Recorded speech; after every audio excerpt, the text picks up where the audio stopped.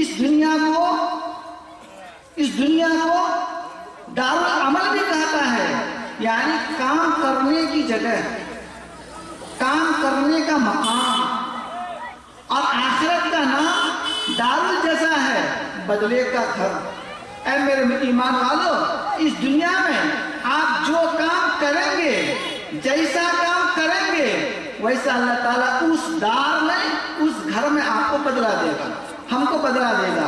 اگر ہم یہاں پہ نماز پڑھ کے جائیں گے، روزہ رکھ کے جائیں گے، حج کر کے جائیں گے، زکوٰۃ دے کے جائیں گے، ہماری بہنیں اللہ کے حکم پر چل کے جائے گی، نبی کے طریقے پر چل کے جائے گی، پردوں کا لحاظ کر کے جائے گی، شوہروں کے حقوق کو پورا کر کے جائے گی، ماں باپ کے حقوق کو پورا کر کے جائے گی، اللہ تعالیٰ وہاں پہ اس کا کوئی بہترین بدلہ دے گا، جس کا نام دارالجزا ہے۔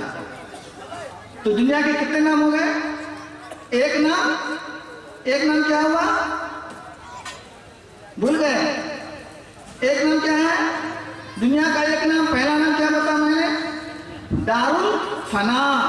دوسرا نام کیا بتایا میں نے؟ دارالغرور۔ تیسرا نام میں نے کیا بتایا؟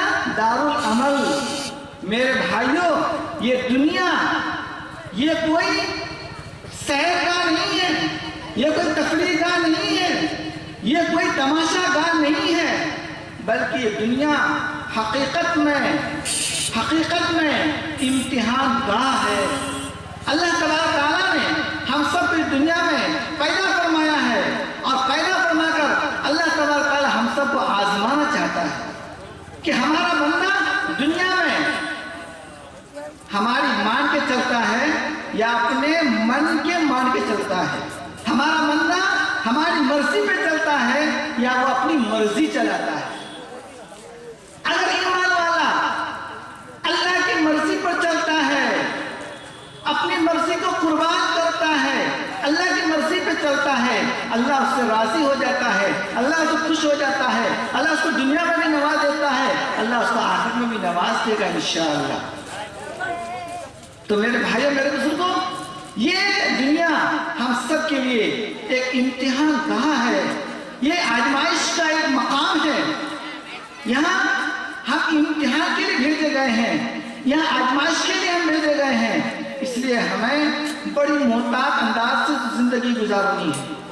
آپ کو میں ایک بات بتاؤں، یاد رکھیے گا، اللہ تبارک تعالیٰ نے دنیا بنایا، اور کتنی خوبصورت بنایا ہے۔ دنیا کو اللہ نے چاند سے، سورج سے، سیاروں سے اللہ نے اس کو مزین کیا۔ فرش پر اللہ تعالیٰ نے جمادات، نباتات، حیوانات، طرح طرح کے بیل، بوٹے، پھول اللہ تعالیٰ نے بنائے۔ اللہ نے دنیا کو اتنا حسین بنایا، اتنا حسین بنایا، اللہ نے دنیا کو اتنی خوبصورت بنایا، اتنی خوبصورت بنایا کہ اس کی خوبصورتی کی کوئی حد نہیں۔ مگر میرے بھائیوں، جس اللہ نے اس دنیا کو اتنا حسین بنایا ہے، جس اللہ نے اس دنیا کو اتنا خوبصورت بنایا ہے، وہ بنانے والا جس دن سے بنایا ہے، اس دن سے لے کر آج تک جس اللہ نے اس دنیا کو اتنا حسین اور جمیل بنایا ہے، وہ بنانے والا بنانے کے دن سے لے کر آج تک ایک مرتبہ بھی محبت کی نظر سے نہیں دیکھا ہے۔ بات سمجھ آ رہی ہے؟ جس اللہ نے دنیا کو اتنا حسین اور جمیل بنایا، اتنا خوبصورت بنایا، وہ بنانے والا بنایا تو ضرور ہے، لیکن آج تک بنا کر کے محبت کی نظر سے ایک مرتبہ بھی دیکھا نہیں ہے۔ سوچیے، آج ہم ایک چھوٹی سی چیز بناتے ہیں نا، بار بار دیکھتے ہیں، دوستوں کو دکھاتے ہیں، دوست احباب کو دکھاتے ہیں، پرچار کرتے ہیں موبائلوں میں، پرچار کرتے ہیں واٹس ایپ میں، فیس بک میں، ٹویٹر میں، اور کیا کیا چیز میں ہم اس کی تشہیر کرتے ہیں کہ میں نے یہ بنایا ہے، میں نے یہ بنایا ہے، یہ اتنی اس میں خوبصورتی ہے، اس میں اتنا جمال ہے، اس میں اتنا کمال ہے۔ اللہ نے اتنی خوبصورت بنایا، لیکن آج تک محبت کی نظر سے نہیں دیکھا۔ اور اللہ اپنے کلام پاک میں کہا کہ میرے بندو، یہ بات یاد رکھنا کہ ہماری نظر میں، میری نظر میں کی وقعت، دنیا کی حیثیت، دنیا کا مقام ایک مچھر کے پر کے برابر بھی نہیں ہے۔ دنیا کا مقام ایک مچھر کے پر کے برابر بھی نہیں ہے۔ اگر دنیا کا مقام میری نظر میں مچھر کے پر کے برابر بھی اگر ہوتا تو ایک بھی کافر، ایک بھی مشرک، ایک بھی ظالم، ایک بھی نافرمان کو ایک گھونٹ پانی تک میں نے پلاتا۔ مگر اللہ کے نزدیک چونکہ اس کی کوئی حیثیت، کوئی وقت نہیں، اس لیے اللہ سب کو چھوڑ دیا ہے، سب کو مہلت دیا ہے، سب عیش کر رہا ہے۔ میرے بھائیوں، میرے بزرگوں، وہ اللہ جو اپنے بندوں کو یہ تصور دلاتا ہے کہ دنیا کی وقعت ایک مچھر کے پر کے برابر نہیں، آج وہی اللہ کا بندہ، ہم ایمان والا، آج دنیا کے پیچھے کتنا بھاگتے ہیں، کتنا بھاگتے ہیں کہ ہم اس دنیا بنانے والے ہی کو بھول جاتے ہیں۔ ہم دنیا کے پیچھے اتنا چلتے ہیں کہ اس دنیا بنانے والے ہی کو بھول چکے ہیں۔ افسوس، صد افسوس۔ اللہ ہم سب کو سمجھ عطا فرمائے، اللہ ہم سب کو عقل سلیم عطا فرمائے۔ اللہ اس مخلوق کو دیکھ کر، اس مخلوق کا جو خالق ہے اللہ، اس کے پہچاننے کے اللہ ہم تمام میں توفیق عطا فرمائے۔ ایک واقعہ سناتا ہوں، یاد رکھیے گا۔ سیدنا حضرت عیسیٰ علیہ السلام ایک بستی پر سے گزر رہے تھے۔ واقعہ یاد رکھیے گا، بڑا آسان واقعہ سناتا ہوں، چونکہ بنگلہ ہم لوگ سمجھتے زیادہ نہیں، اس لیے اردو میں آپ کو واقعہ سنا دیتا ہوں۔ سیدنا حضرت عیسیٰ علیہ السلام ایک بستی پر سے جا رہے تھے۔ وہ بستی پوری تباہ ہو چکی تھی، بالکل برباد ہو چکی تھی۔ اس بستی پر کوئی گھر نہیں تھا، کوئی گھر والا بھی نہیں تھا۔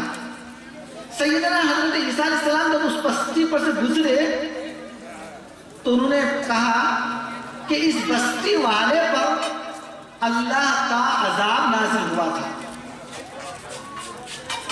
ان ربک صوت العذاب، اللہ تبارک و تعالیٰ کا عذاب اس بستی والے پر آیا تھا۔ اللہ نے حضرت عیسیٰ کو ایک معجزہ دیا تھا۔ وہ معجزہ یہ کہ مردے کو زندہ کر دیتے تھے۔ کہتے تھے کہ مردہ، اللہ کا حکم تو زندہ ہو جائے، تو مردہ زندہ ہو جاتا تھا۔ سیدنا حضرت عیسیٰ علیہ السلام نے اس بستی والے جو مر چکے تھے، مرنے والوں سے مخاطب ہوا اور کہا، اے بستی والو، اے بستی والو، ما جنایاتکم وما سبب ہلاککم، اے بستی والو، تمہارا گناہ کیا تھا، تمہاری ہلاکت کا سبب کیا بنا؟ اے بستی والو، تم کیوں ہلاک ہو گئے؟ تم کیوں تباہ ہو گئے؟ تم کیوں برباد ہو گئے؟ تمہاری بستی کیوں ختم ہو گئی؟ بات کیا ہے؟ کیا گناہ تھا تمہارے اندر؟ کیا غلطی تھی تمہارے اندر؟ کیا بدماشی تھی تمہارے اندر؟ کیا شرارت تم کیا کرتے تھے؟ ان مرنے والے لوگوں میں ایک شخص کو اللہ نے آواز دی، یعنی بولنے کی طاقت دی۔ اس نے کہا، اے اللہ کے پیغمبر، دو باتوں کی وجہ سے اللہ نے ہمیں ہلاک کر دیا۔ میرے بھائی آپ یاد رکھیے گا، یاد رکھیے گا، دو بات۔ بستی والے مرے ہوئے لوگ، ان مرے ہوئے لوگوں میں سے ایک نے کہا، اے اللہ کے پیغمبر، دو بات کی وجہ سے اللہ نے مجھے ہلاک کر دیا، ہم سب کو ہلاک کر دیا۔ کہا کہ وہ دو بات کیا تھی؟ کہا حب الدنیا، ایک، دوسری چیز صحبت التواغیث۔ سیدنا حضرت عیسیٰ نے کہا کہ تواغیث کس کو کہتا ہے؟ اس قبر میں لیٹے ہوئے آدمی نے کہا کہ تواغیث کہتے ہیں برے لوگوں کی صحبت، یعنی اللہ نے مجھے جو ہلاک کر دیا وہ برے لوگوں کی صحبت میں بیٹھنے کی وجہ سے اللہ نے ہلاک کر دیا۔ برے لوگوں کی صحبت میں بیٹھتے تھے اور برے لوگ جو کیا کرتے تھے وہ ہم بھی کیا کرتے تھے، تو برے لوگوں کے پاس بیٹھنا اور برے لوگوں والا برا کام کرنا، اس عمل کی بنیاد پر اللہ نے مجھے ہلاک کر دیا۔ دعا فرمائیے اللہ ہم سب کو برے لوگوں کی صحبت سے بچائے، آمین۔ اللہ ہم سب کو نیک لوگوں کی صحبت میں بیٹھنے کی توفیق۔ یہ لوگ کیا ہیں؟ یہ لوگ نیک لوگ ہیں۔ اللہ ہم سب کو ان علماء کے صحبت میں بار بار بیٹھنے کے لیے توفیق عطا فرمائے۔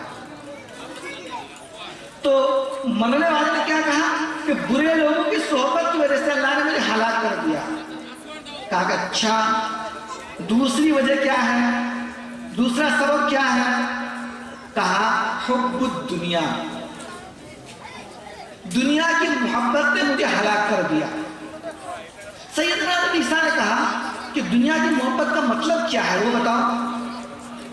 اس مرنے والے نے کہا کہ دنیا کی محبت کا مطلب یہ ہے کہ جب دنیا ہمارے ہاتھ آتی تھی تو ہم خوش ہو جاتے تھے، جب مال اور دولت ہمارے جیب اور ہماری کوٹھی اور ہمارے گھر میں آتی تھی تو ہم خوش ہو جاتے تھے، اور اگر کوئی مصیبت میں وہ مال و دولت گھر سے نکل جاتا تھا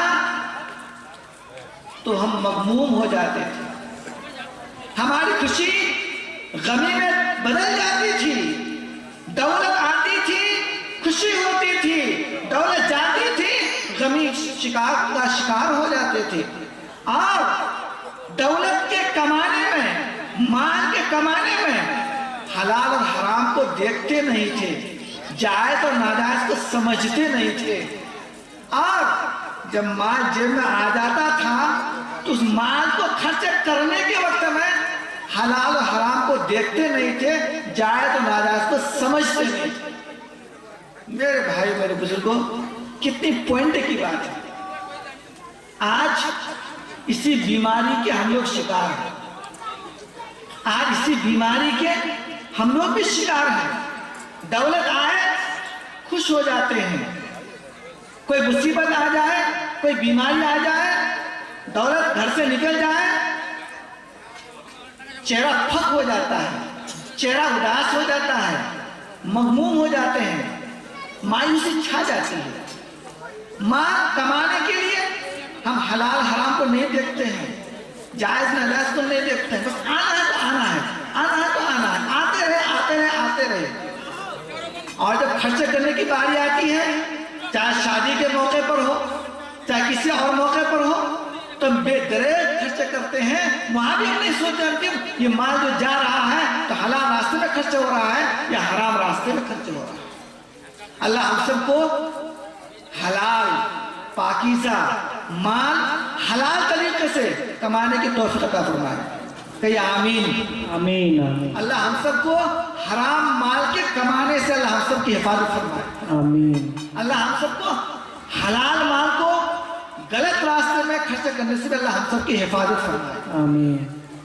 سیدنا عیسیٰ علیہ السلام نے کہا اچھا یہ بتاؤ کہ ابھی تم لوگ کہاں پہ ہو، تم لوگ ابھی کہاں پہ ہو؟ اس نے کہا کہ ابھی ہم لوگ سب سجین میں ہم سب کی روحوں کو اللہ تعالیٰ نے دفن کر دیا ہے۔ سیدنا عیسیٰ نے کہا سجین کیا ہے؟ اس نے کہا سجین اے اللہ کے نبی، سجین ایک ایسا مقام ہے، جہنم میں سجین ایک ایسی جگہ ہے کہ اس جگہ کہ جہنم کے اس جگہ کا آگ کا ایک گولا جتنا بڑا آسمان اور زمین ہے اس سے کہیں بڑا ایک گولا ہوتا ہے، اس سجین کے اندر ہم سب کو اللہ تعالیٰ نے دفن کر دیا ہے۔ بولا اچھا یہ بتاؤ کہ پورے بستی والوں کا اللہ نے ہلاک کیا ہے، مگر پورے بستی والے کوئی نہیں بول رہا ہے، صرف تم ہی بول رہے ہو، بات کیا ہے؟ آواز صرف تمہاری آ رہی ہے، بول صرف تم ہی رہے ہو، اور کوئی نہیں بول رہا۔ اس نے کہا کہ ہاں اے اللہ کے نبی، بات اصل میں یہ ہے کہ مجھ میں اور باقی سارے لوگوں میں فرق صرف اتنا تھا کہ میں برے لوگوں کے ساتھ میں رہتا تھا لیکن برا کام کرتا نہیں تھا۔ برے لوگوں کے ساتھ اٹھنا بیٹھنا ہوتا تھا لیکن برا کام میں کرتا نہیں تھا۔ اس لیے اللہ تعالیٰ نے ہم پر یہ رحم فرمایا ہے کہ میری زبان پر لگام نہیں لگایا ہے، میری زبان کو اللہ کھلا رکھا ہے، اس لیے ہم بول لیتے ہیں۔ باقی سارے لوگوں کی زبان پر اللہ نے کوڑے آگ کا لگام لگا دیا ہے اور وہ بول نہیں پاتا ہے۔ اللہ ہم سب کو برے لوگوں کے صحبت سے بھی اللہ ہم سب کی حفاظت فرمائے۔ آمین۔ میرے بھائی میرے بزرگوں، کہنا یہ ہے کہ یہ دنیا یہ فنا ہونے والی چیز ہے۔ دنیا کی جتنی چیزیں ہیں یہ ساری چیزیں ناپائیدار ہیں۔ اللہ کہتا ہے، شکایت کرتا ہے ہماری، کلا بل تحبون العاجلہ، اے میرے بندے، اے میرے بندے، تم دنیا سے محبت کرتے ہو۔ کلا بل تحبون العاجلہ وتذرون الآخرہ، اے میرے بندے تم دنیا سے محبت کرتے ہو، آخرت کو بھول بیٹھے ہو۔ اے بندو، تم دنیا کو محبوب بنا کے رکھے ہو، آخرت کو بھول چکے ہو۔ اللہ ہم سب کو آخرت کی یاد کرنے کے لیے توفیق عطا فرمائے۔ ایک واقعہ سناتا ہوں، بات مکمل کر دوں گا۔ آپ نے سنا ہوگا، تاریخ آپ پڑھے ہوں گے، اس دنیا کا ایک بہت بڑا فاتح، دنیا فتح کرنے والا، جس کا نام محمود غزنوی ہے۔ دنیا کا سب سے بڑا فاتح چنگیز خان، اس کے بعد دوسرا فاتح محمود غزنوی۔ محمود غزنوی یہ بہت سارے ملکوں کو فتح کر کے اس کے دل میں خواہش پیدا ہوئی کہ چلو اب یہ گھر بناتے ہیں اپنے رہنے سہنے کے لیے۔ تو اس نے اپنی چاہت کے مطابق بڑا شاندار گھر بنایا، اتنا شاندار گھر بنایا، اتنا شاندار گھر بنایا کہ ایسا معلوم ہوا تھا کہ وہ گویا کہ دنیا کی جنت ہے۔ وہ جب گھر پورا مکمل بنا لیا، گھر کو پورا سجا لیا، سجانے کے بعد اپنا باپ سبکتگین کو کہا کہ اے میرے ابا، میں یہ گھر بنایا ہوں، آپ سے میری درخواست ہے کہ آپ کم سے کم ایک مرتبہ میرا گھر کا نظارہ کر لیجئے، دیکھ لیجئے۔ سبکتگین نے کہا کہ ٹھیک ہے بیٹا، جب تم گھر بنائے ہو تمہارے گھر کو دیکھنا بھی چاہیے۔ سبکتگین اپنے بیٹے کے ساتھ اپنے بیٹے کے گھر میں داخل ہوا، پورا گھر کا نظارہ کیا، پورے گھر کو دیکھا، اور دیکھنے کے بعد گھر سے باہر نکلا، باہر نکل گیا۔ اب محمود غزنوی کو یہ ٹینشن ہوا کہ میں اتنا بہترین شاندار گھر بنایا ہوں، میرا باپ میرے گھر کو دیکھا لیکن کچھ بھی نہیں بولا کہ ہاں بیٹا آپ بہت اچھا گھر بنایا ہو، بہت بڑھیا گھر ہے، یہ ہے وہ ایسا ہے ویسا ہے، کچھ نہیں بولا۔ میرا باپ ایک کتنا بے ذوق آدمی ہے۔ دل میں یہ بات آئی، سبکتگین باپ دروازے پہ آیا اور دروازے پہ آ کر کے ان کے پاس جو ایک تلوار خنجر تھی، اس خنجر سے دروازے کو مارا۔ چونکہ پورا شیشہ کا بنا ہوا تھا، وہ جب مارا جو نوک سے پورا شیشہ چکنا چور ہو کر کے نیچے گر گیا۔ باپ نے بیٹے سے کہا، اے محمود، اے محمود، تو نے اتنی بڑی رقم، اتنا پیسہ، اتنی محنت ایک ایسے گھر پر کی ہے جس گھر کا حال یہ ہے کہ وہ گھر خنجر کی ایک نوک کو بھی برداشت نہیں کر پاتا۔ اے کاش، اے محمود، تو کوئی ایسا گھر بناتا کہ جو گھر تیرا اتنا پائیدار ہوتا، اتنا مضبوط ہوتا، اتنا پختہ ہوتا، اس میں ٹوٹنے کا کوئی شک و شبہ نہ ہوتا۔ وہ گھر جنت کا گھر، وہ گھر آخرت کا گھر۔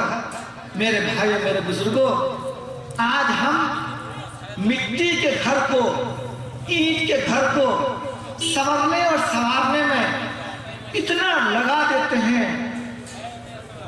اتنی رقم خرچ کر دیتے ہیں، اتنا صرفہ کر دیتے ہیں، لیکن وہ گھر جس گھر میں ہمیں ہمیشہ رہنا ہے، وہ گھر جس میں داخل ہونے کے بعد نکلنے کا تصور نہیں، وہ جنت کا گھر، اس گھر کے لیے ہم کتنی محنت کرتے ہیں، کتنی کوشش کرتے ہیں، اس کے لیے ہمارے اندر کتنی طلب ہوتی ہے، وہ ہم سب کو معلوم ہے۔ اس لیے آج کے اس اسٹیج سے یہ پیغام لے کر کے جائیں، یہ میسیج لے کر کے جائیں کہ انشاءاللہ ثم انشاءاللہ ہم اپنی زندگی کے آخری سانس تک اس گھر کے لیے نہیں، اس گھر کی تیاری کریں گے انشاءاللہ کریں گے۔ اللہ ہم سب کو اس دار میں رہ کر اس دار کے حفاظت کی، اس دار کو مضبوط کرنے کی، اس کو مستحکم کرنے کا توفیق عطا فرمائے۔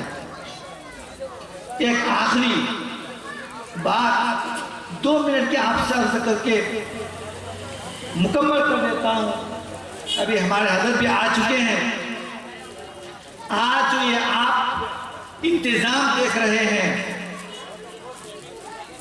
اتنا بڑا انتظام ہوا ہے، یہ چند نوجوانوں اور آپ حضرات کی محنت اور آپ حضرات کی کاوش کا یہ نتیجہ ہے۔ میں مبارکباد دیتا ہوں اور آپ کو خوشخبری سنا دیتا ہوں، اور شاید آپ نے سن بھی لیا ہوگا، مسجد میں نے بتایا بھی تھا۔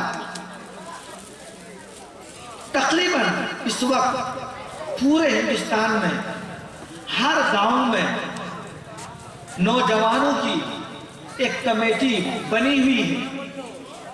ہر گاؤں میں 10، 15، 20، 25، 50 نوجوان جمع ہوتے ہیں، جمع ہو کر ایک تنظیم بناتے ہیں، ایک پارٹی بناتے ہیں، اور اس تنظیم کا مقصد قوم کی بھلائی ہوتی ہے، قوم کا فائدہ مقصد ہوتا ہے، قوم کو نفع پہنچانا مقصد ہوتا ہے، قوم کی ہر طرح کی خیر خواہی مقصود ہوتی ہے۔ تقریباً ہر جگہ میں ہے، خود میرے گاؤں میں بھی ہے، میں بھی اپنے گاؤں میں کمیٹی چلاتا ہوں، اس کمیٹی میں سارے علماء حضرات ہیں۔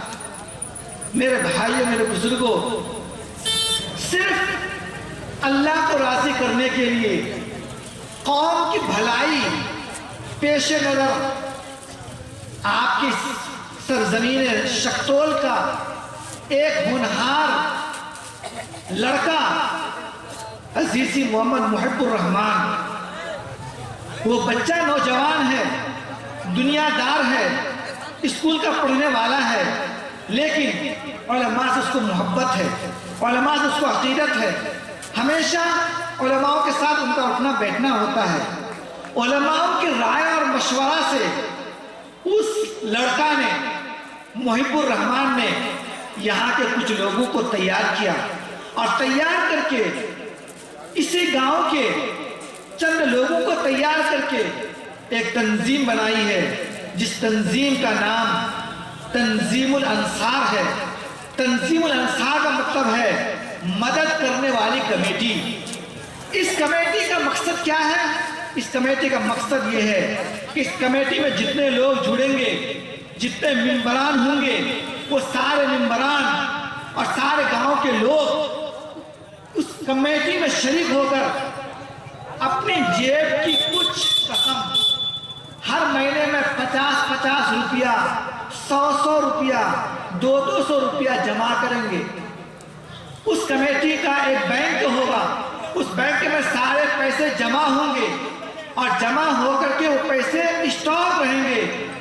گاؤں میں اتفاقی طور پر، ناگہانی طور پر، کبھی کسی کی شادی، کسی غریب بچی کی شادی کا موقع آ گیا، کوئی ایمرجنسی میں کسی کو ڈاکٹر کے یہاں جانا پڑا، اس کے پاس پیسے نہ ہو، اس انتظامی کمیٹی، اس تنظیم انصار کمیٹی اس پریشان حال، اس بیمار شخص کی عیادت، اس کی بیمار کرسی، اس کی دیکھ ریکھ، اس کی علاج و معالجہ کے لیے یہ تنظیم الانصار کمیٹی بطور قرض حسنہ کے اس کو کچھ پیسے دیں گے کہ 10,000 روپے، 15,000 روپے، 20,000 روپے یہ پیسے لو اور لے کر کے علاج کرو، جب علاج سے فارغ ہو جاؤ گے پھر تم وہ پیسے ہمارے کمیٹی میں جمع کر دیں۔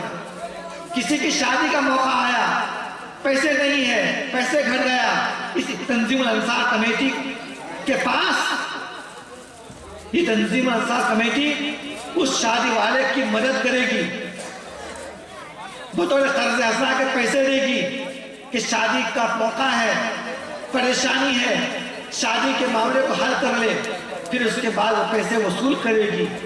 تو تنظیم الانصار جو کمیٹی بنائی گئی ہے، اس کمیٹی میں صرف یہی کے لوگ ہیں، اور اس کمیٹی کے اوپر علماء کا ہاتھ ہے، بزرگوں کا ہاتھ ہے۔ اب میں ایک آپ کو پیغام دے کر ایک درخواست کر کے جاتا ہوں کہ یہ کمیٹی ابھی بالکل نہتے ہے، صرف اس میں افراد جڑے ہیں، پیسہ کمیٹی کے پاس کچھ بھی نہیں ہے۔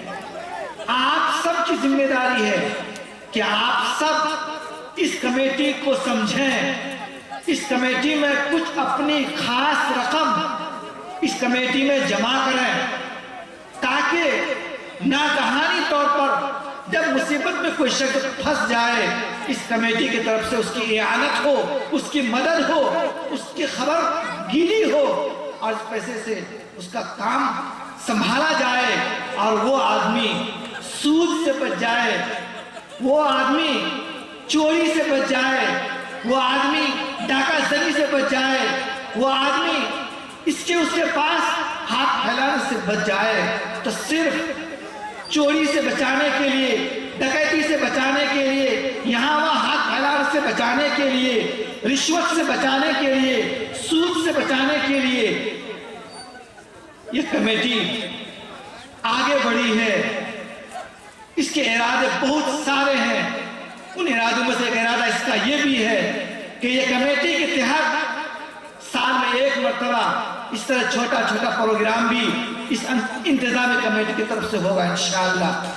آپ سب سے گزارش ہے کہ آپ اس انتظامی کمیٹی میں جتنے ممبران ہیں ان ممبران کا آپ ساتھ دیں، دل سے، زبان سے، دامے درمے سخنے ہر طرح سے ان کا ساتھ دیں، ان کا معاون بنیں، اس کمیٹی کو مضبوط بنائیں، اور گاؤں میں شادی کے موقع پر، بیماری کے موقع پر لوگ جو سودی کاروبار میں پھنس جاتے ہیں، رشوت لینے سے مجبور ہو جاتے ہیں، آپ ان لوگوں کو رشوت سے بچائیں، سود سے بچائیں، گناہوں سے بچائیں، نیکی کا راہ دکھائیں، نیکی کا راستہ دکھائیں۔ اللہ ہم سب کو یہاں آنے کو قبول فرمائے، اس گاؤں کے تمام لوگوں کو اللہ دین کی خدمت کے لیے، دین کے اشاعت کے لیے، قوم کی ہمدردی کے لیے، قوم کی خدمت کے لیے اللہ قبول فرمائے۔ وآخر دعوانا ان الحمدللہ رب العالمین۔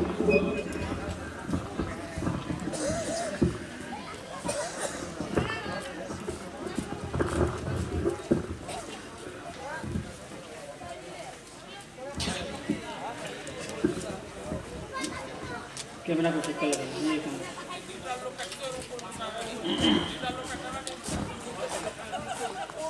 محترم حضرات، حضرت ہمارے مفتی صاحب بڑے ہی اچھے انداز میں ہم کو اور آپ کو بہترین سبق دے رہے تھے، اور ہمیں حقیقی زندگی اور اصلی گھر ہمارا یہ نہیں ہے، اصلی گھر کہاں ہے، اور نہیں ہے تو انتظار کر لیجئے 10-20 سال، پتہ لگ جائے گا کہ اصلی گھر کہاں ہے، وہ بتانے کی بھی ضرورت نہیں ہے۔ اور نہیں ہے تو ذرا اپنے دادا اور پردادا کو یاد کر لیجئے کہ ہمارے جو دادا تھے کہاں ہے؟ جو پہلے جو پردھان صاحب تھے، مکھیا صاحب پہلے بھی تو تھے، ان کے پاس بھی بڑی جائیداد تھی اور بڑے کھیت کھلیان تھے، ان کی آؤ بھگت اور گھوڑے سواریاں انتھک تھا، لیکن وہ سب کے سب کہاں گئے؟ وہ اصلی گھر میں چلے گئے۔ یہ دنیا اصلی گھر نہیں ہے، وہی ہے۔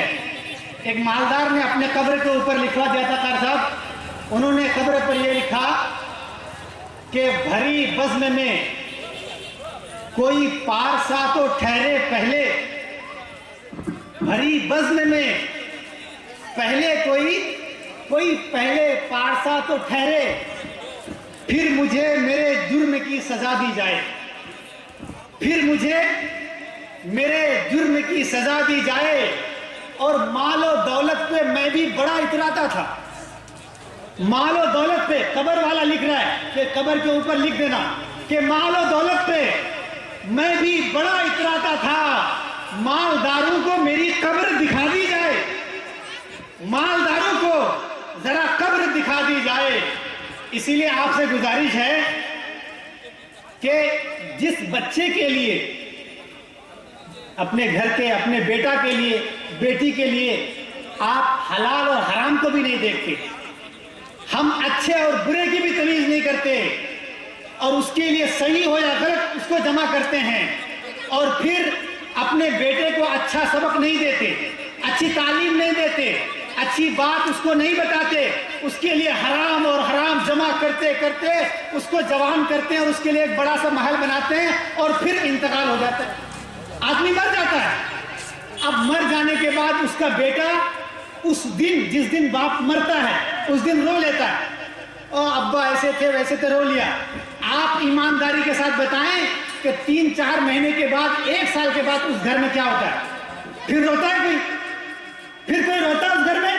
اسی گھر میں، جس گھر میں وہ آدمی کما کجا کر پورا مکان گھر تیار کیا، اپنے بیٹے کے لیے حرام اور حلال کا بھی خیال نہیں کیا، کمایا اور مر گیا، اور اسی گھر میں اس کا بیٹا 6 مہینے کے بعد، 1 سال کے بعد گانا بجاتا ہے، غلط کام کرتا ہے۔ آپ بتائیں کہ ہم اپنے ماں باپ کو، دن میں جس کے باپ کے انتقال ہو گئے 10 سال ہو گئے، کتنی بار باپ کو یاد کرتے ہیں؟ بالکل بھی یاد نہیں، کوئی یاد کرنے والا نہیں ہے۔ آپ اس کو خیال کریں، اپنے گھر، اصلی گھر کا دھیان کریں کہ ہمیں وہاں جانا۔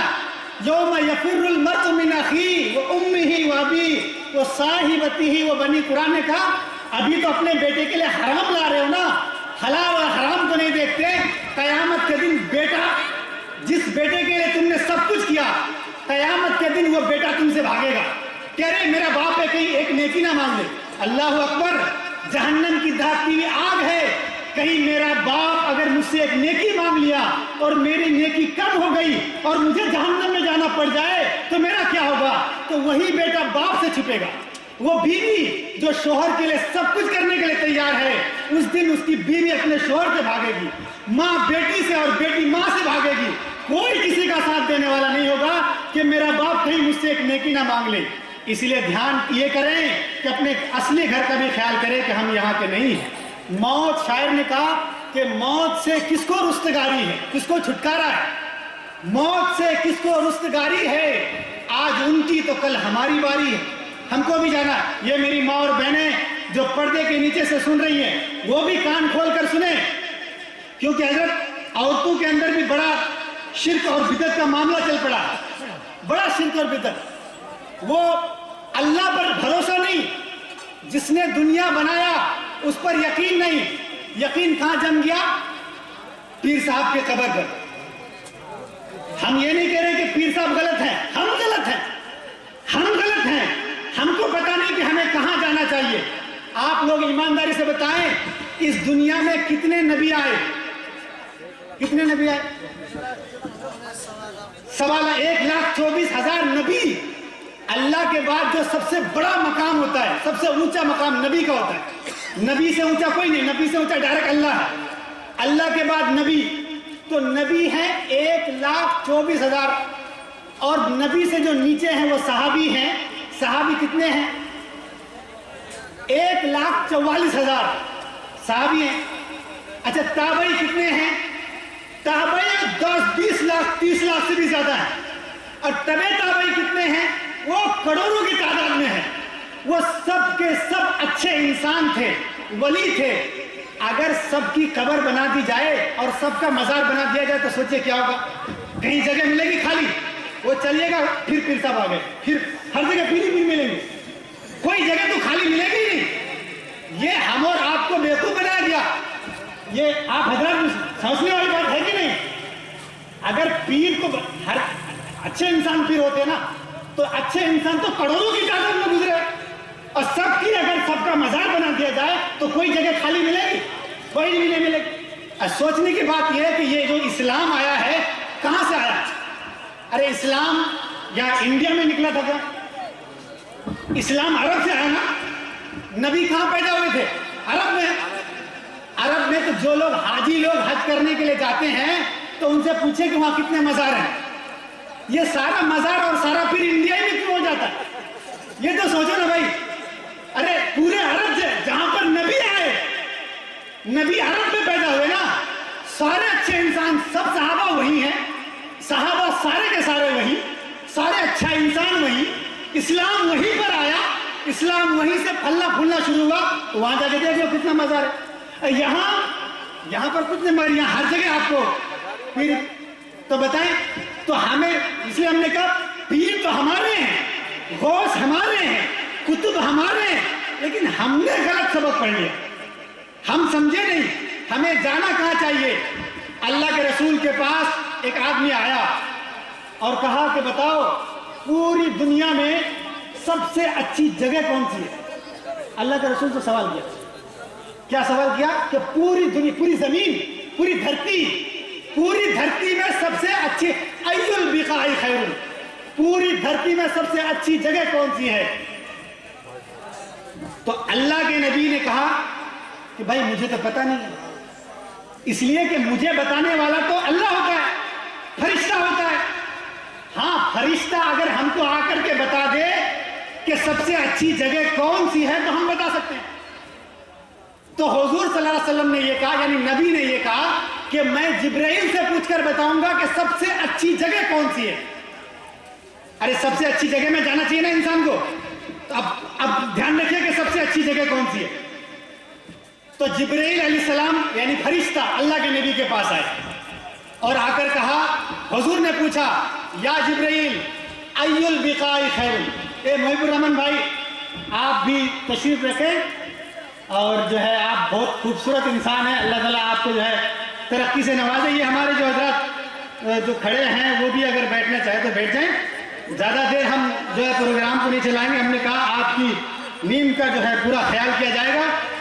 دیکھیں ہم پروگرام کا مقصد یہ ہے کہ ہم یہاں سے کچھ سیکھ کر جائیں۔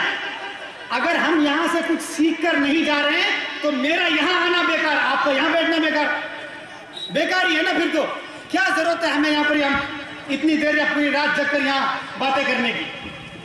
اس لیے آپ حضرات یہاں دل جمی کے ساتھ بیٹھیں اور معزز علماء کرام کی باتیں سنیں۔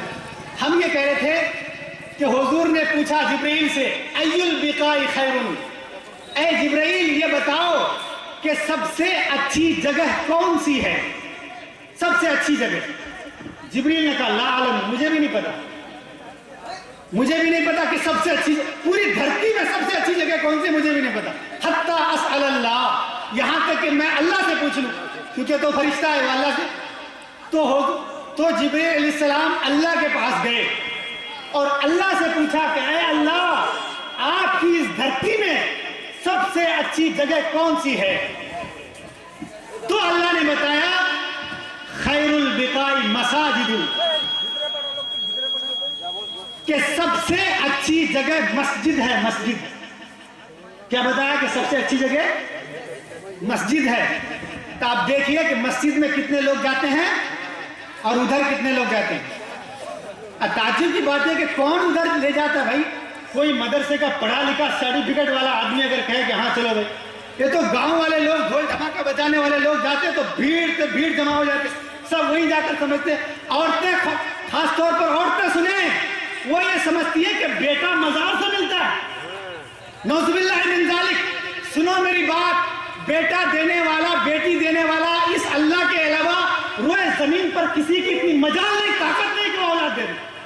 کوئی نبی سے بڑا کوئی نہیں ہو سکتا.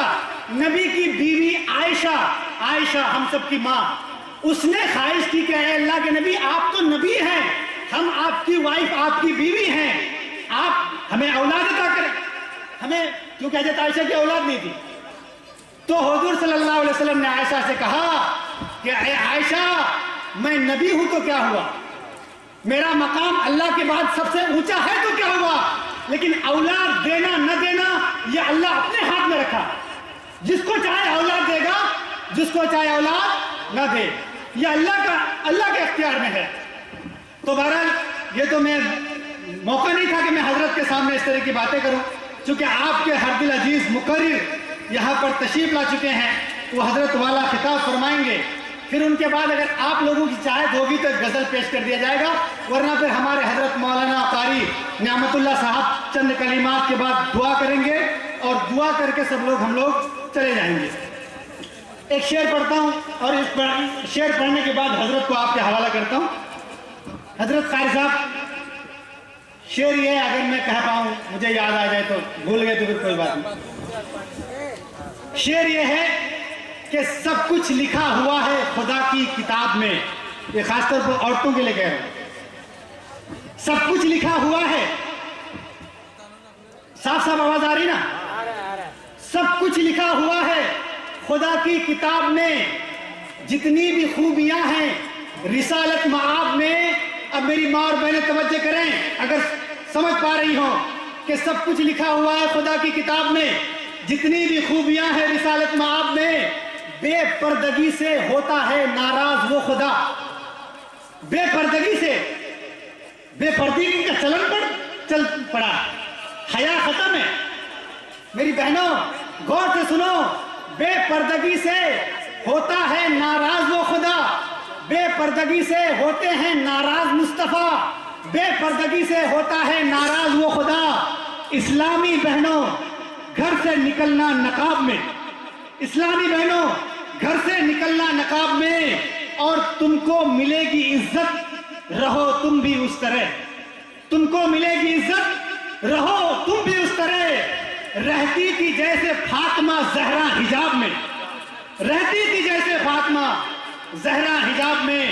اب میں حضرت والا حضرت علامہ و مولانا نور الاسلام صاحب, سیف الاسلام صاحب سے گزارش کرتا ہوں کہ حضرت والا جو ہے کرسی پر تشریف لا کر ہم سامعین کو اپنے ناصحانہ کلمات سے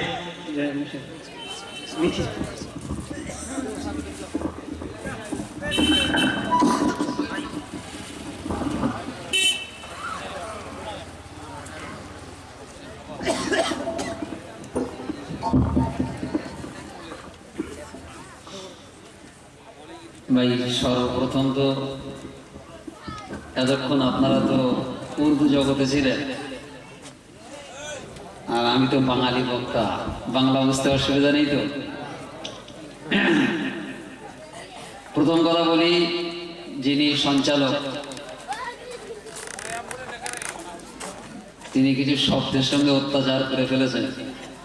আমি আল্লামাও নই, মুফতিও নই, এই জন্য আমি তার পক্ষ থেকে ক্ষমা চেয়ে নিচ্ছি আপনাদের কাছে। এতক্ষণ ধরে বিদগ্ধ ওলামায়ে কেরামদের মুখে আপনারা অনেক গুরুত্বপূর্ণ আলোচনা শুনেছেন। সমস্ত বক্তাদের বক্তব্যের মধ্য থেকে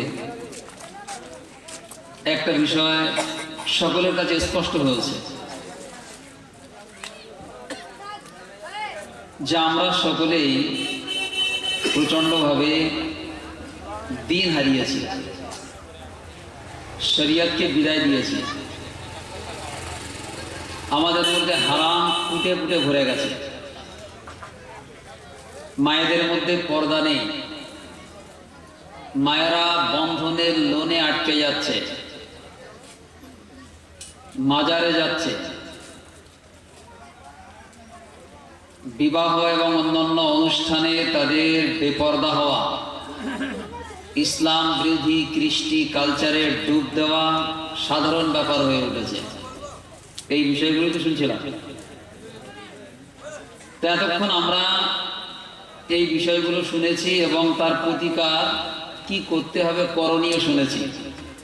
আমি আপনাদের সামনে চেষ্টা করব যে আসলে আজকে আমার সমাজ এইখানে কেন গেছে, এর কারণ কি, সমাজ এইখানে আসলো কেন, সমাজের এই পতন ঘটলো কেন, সেই কারণ সন্ধান করা এবং সেই সমস্যার সমাধান কি সেটি বলার ইনশাআল্লাহ। এজন্য আমরা সকলে একবার নিজের আন্তরিকতার সঙ্গে একটু দরুদ পড়ে নেই। আল্লাহুম্মা সাল্লি আলা মুহাম্মাদ ওয়া আলা মুহাম্মাদ। اللهم بارك على محمد وعلى آل محمد.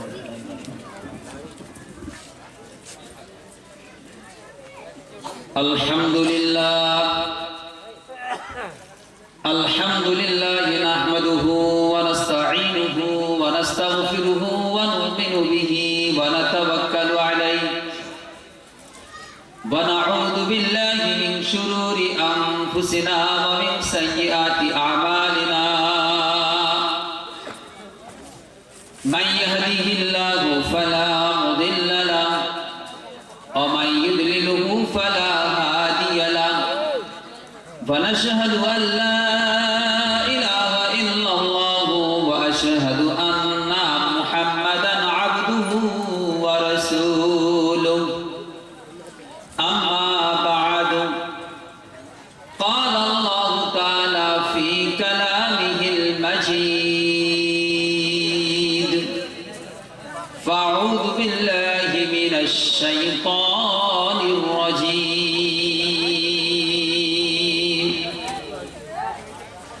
إن الله وملائكته يصلون على النبي يا أيها الذين آمنوا صلوا عليه وسلموا تسليما. اللهم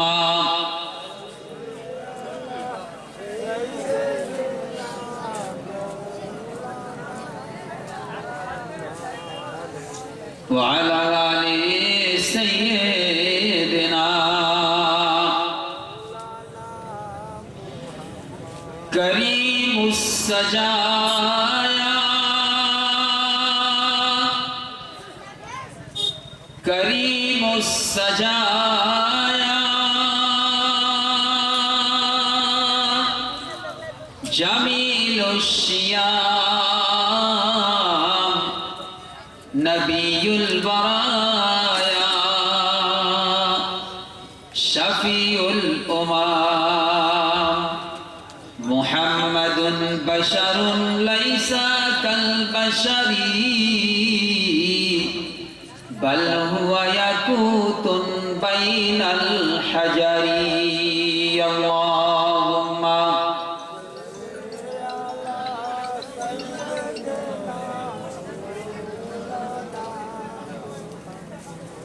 وعلى آل سيدنا. قال الله تعالى في كلامه المجيد أم كنتم شهداء إذ حضر يعقوب الموت إذ قال لبنيه ما تعبدون من بعدي قالوا نعبد إلهك وإله آبائك إبراهيم وإسماعيل وإسحاق إله آبائك إبراهيم وإسماعيل وإسحاق إلها واحدا ونحن له مسلمون. صدق الله العظيم. সমস্ত প্রশংসা আল্লাহ রাব্বুল আলামিনের। আল্লাহ রাব্বুল আলামিন আমাদেরকে এক সন্ধ্যায় কিছুক্ষণের জন্য তার আলোচনা, তার স্মরণ, তার মনোনীত ধর্ম ইসলাম নিয়ে কিছু আলোচনা করার, কিছু শোনার সুযোগ করে দিয়েছেন। এই জন্য আল্লাহ রাব্বুল আলামিনের দরবারে শুকরিয়া আদায় করি, সকলে চিৎকার করে বলি আলহামদুলিল্লাহ। ভাই যারা বসে আছেন যদি একটু বসেন, আশা করি কিছু খোরাক পাওয়া যাবে। বিশেষ করে যুবক ভাইদের কাছে অনুরোধ করব, আমার বেশি প্রয়োজন আপনাদের। চাচাজিরা তো মসজিদে যান, নামাজ পড়ে, যদি 1 ঘন্টা বসেন, বেশি নয় 1 ঘন্টা সময়। তো আল্লাহ রাব্বুল আলামিন আমাদেরকে ভালোবাসেন বলেই এখনো এইখানে বসার সুযোগ দিয়েছেন। আল্লাহ পাক তার নাম নেওয়ার সুযোগ রেখেছেন। আল্লাহ যাদের ভালোবাসেন না, তাদের আল্লাহ পাক তাদেরকে সুযোগই দেন না তার নাম উচ্চারণ করা। আল্লাহ রাসূল সাল্লাল্লাহু আলাইহি ওয়াসাল্লাম বলেছেন, মাই ইউরিদিল্লাহু বিহি খায়রান ইউফাক্কিহু ফিদ্দীন। যদিও এই হাদিসটি বেশি বেশি মাদ্রাসা ব্যাকগ্রাউন্ডে ফিকহের বইগুলোতে ব্যবহার হয় তার ভূমিকাতে, কিন্তু এই হাদিসের যদি খুব ব্রড ব্যাপক অর্থ গ্রহণ করা যায়, তাহলে আল্লাহ রাসূল সাল্লাল্লাহু আলাইহি ওয়াসাল্লাম বলছেন, আল্লাহ যাকে ভালো চান, মাই ইউরিদিল্লাহু বিহি খায়রান, আল্লাহ যার কল্যাণ চান, যার ভালো চান, ইউফাক্কিহু ফিদ্দীন, আল্লাহ তার দ্বীনের বুঝ দেন। তাহলে আল্লাহ যার যতটা ভালো চান তার দ্বীনের বুঝ ততটা দেন। অর্থাৎ আল্লাহ যার দ্বীনের বুঝ যতটা দিয়েছেন ততটাই ভালো চেয়েছেন। তাহলে আল্লাহ পাক যদি আমাকে এখানে বসার আসার মতো সুযোগ দিয়েছে, তাহলে এটা বিশ্বাস করতে হবে অন্তত পক্ষে মিনিমাম আজকের সন্ধ্যা, আজকের রাত আল্লাহ আমার সঙ্গে ভালো চেয়েছেন, তাই দ্বীনি মজলিসে এসে বসিয়েছেন। সুবহানাল্লাহ।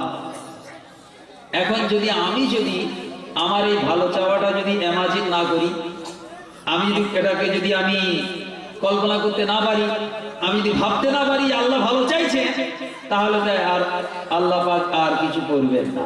কেন? ইন্না হাদাইনাহুস সাবিলা ইম্মা শাকিরান ওয়া ইম্মা কাফুরা।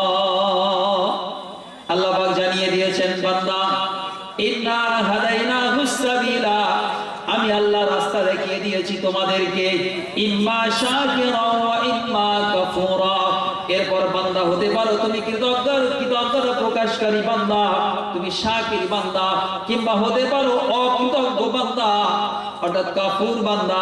তুমি হতে পারো আমার কৃতজ্ঞতা প্রকাশ করবে, অন্যথায় অকৃতজ্ঞ হবে। আল্লাহ পাক আমাকে সুযোগ দিয়েছেন, আল্লাহ পাক বাড়ি থেকে আমাকে এই পর্যন্ত আসার মতো ক্ষমতা দিয়েছেন, আমার শরীরে সুস্থতা রেখেছেন, শক্তি রেখেছেন, ভাবনা রেখেছেন। এখানে আসার পরেও যদি আমি শরীয়তের কথা না শুনে আমি যদি একটু বেরিয়ে চলে যাই, আল্লাহ বলবেন, বান্দা, আমি তোর বাড়ি থেকে জলসা পর্যন্ত পৌঁছে দিয়েছিলাম, তোর মন